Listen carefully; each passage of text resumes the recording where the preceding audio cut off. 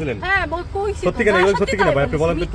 আপনি পবিত্র ধর্মগ্রন্থ নিয়ে আসেন, আমি স্পর্শ করে বলতেছি ওর গায়ে হাত দেন, ও আমারে 3 দিন মারছে। আমি আর একটা কথা বলতে চাই, আপনার বউ আপনাকে মারছে? আচ্ছা একটা দেখা, এই যে দেখেন, এই যে এটা তাহলে বউর হাতে মার। আর ক্যামেরা দিরা, এই ক্যামেরা কাছে দিয়ে কি হলো? তাহলে বউ আমি দেখাই, দাঁড়ান আমি বাসায় নিয়ে যাব, আমি যখন নিয়ে আসি দেখেন না, দাঁড়ান এই যে দেখেন আমার পিটাইতে ওরে কি ভাঙা ফলাইছে দেখেন, দেখেন আমরা দেখতে চাই। আর সবচেয়ে বড় সাক্ষী দিবে আমি ওর বাড়িতে নিয়ে যাব আমার বউ। আমার যে ওর সাথে আমি ওর সাথে আর কোনো ভিডিও করব না, সংসার করতে আসিছি, রান্না বান্না করব, ওর সন্তান আছে, আমার একটা সন্তান হবে, আমি সংসারের মতো সংসার করব, আমি কোনো ভিডিওতে থাকবো না। আর ভিডিও না করলে আমার জন্য গালাগালি না। আপনি আর ভিডিও করবেন না? আলম ভাই আপনি কি বলেন? আমি ভাই ও বিয়ের প্রথম ভিডিও পোস্ট করছিল যেন আমাকে বিরক্ত না করে, বিয়ে করতে সবাই যেন জানে। আমি এখানে দাঁড়িয়ে বলতেছি ওর ভিডিও আমার ফেসবুক, ইউটিউব, টিকটকে যা আছে আমার একটু টাইম লাগবে, আগামী 6 দিনের ভিতরে আমি A to Z সব ডিলিট করে দেবো।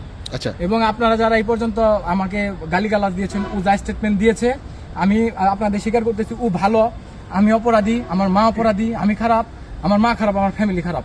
কিন্তু যেহেতু ডিভোর্সের কথা উঠছে ভাই, আমি কথা দিয়েছিলাম যে ওকে আমি ছাড়বো না, এখনো বলতেছি ওর আমি ছাড়বো না। ওর মা আসতেছে, ভাই আসতেছে, কিংবা ও বসবো, আমার ফ্যামিলিগত ভাবে বসবো। হ্যাঁ, আর ওরে এখন আমি এখান থেকে নিয়ে যাইতেছি ভাই। ও আমার সাথে আসছিল সকালবেলা, আমার সাথে আসার পর সামান্য কথা হয়েছে, ড্রাইভার আমি বলছি যে নিয়ে যান, ও তখনই বলছে যে আমি এসপির কাছে না থানায় যাবো। আমি কিছু ওখানে যাই কিন্তু আমি ভাই এটি শুনেন, আমি ভাই শুনেন, আমি এগুলা পরে যখন আমার ব্যাটসম্যান বললো আপনারা ভিডিও ছাড়ছেন, আমি পিলখানা থেকে বের হয়েছি ভাই সন্ধ্যার দিকে। পরে রিয়াজ ভাইয়ের সাথে কথা বললাম, আমি বলছি ভাই ওর কোনো ভিডিওতে স্টেটমেন্ট দিতে না বলেন, আমি আসতেছি, ওর একটু সামনে নিয়ে আসেন, আমি কোনো ভিডিওর সামনে যাব না।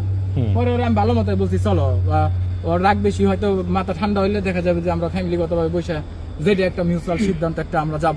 মানুষ যে কোনো ঘটনা ঘটার আগে ভাই ফ্যামিলিগতভাবে বসে, তারপরে এলাকার লোক নিয়ে বসে, তারপরে আপনি কি বলে না পারলেই নিয়ে বসে। আচ্ছা আচ্ছা এখানে শেষ এলাকার লোক আমাকে কেউ দেখতে পারে না, আমি অনেক খারাপ। একটু বলি, আপনি কি যেতে চাচ্ছেন আলমের সাথে? আমার ভাই আমার কথা বুঝেন, এইখানে আমার বাসার থেকে ঢাকার দূরত্ব অনেক বেশি, সো আমি ওকে বলছি কোনো কিছু বিনিময়ে ওকে আমি ছাড়বো না। তো ছাইরা দিলে তোর মা ভাই আসতাম, ওনাদের হাতে দিয়ে দিতে পারতাম, জেনে মনে এনে থাকুক।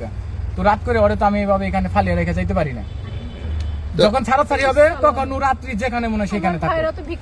ঠিক আছে, আমার খেয়ে দেয় কাজ নেই। আচ্ছা আমি পেস চালাই, আপনাদের জুতোর আমার মুখ, আমি যেখানেই থাকি ঝিনাইদহ আপনার হলো মেন শহরে, আমার নাম বললে আমার বাসা দেখাই দেবে, যাবেন।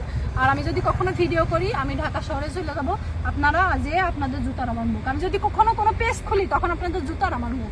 আচ্ছা, তো আলম তো তালাক দিতে যাচ্ছে না, আলমের সাথে কি সংসার করতে চাচ্ছেন কিনা আপনি? সংসার করবো, আমি সংসার করার জন্যই তো এই তাহলে দুজনেই তো সংসার করতে চাচ্ছেন, তাহলে ঝামেলাটা কই? ঝামেলা তো সৃষ্টি করে ওই, আমি তো আলম একটু কাছে আসেন। আচ্ছা একটু আচ্ছা আমি কইছি যে ভাই আমি কোনো কথা বলবো না ভাই।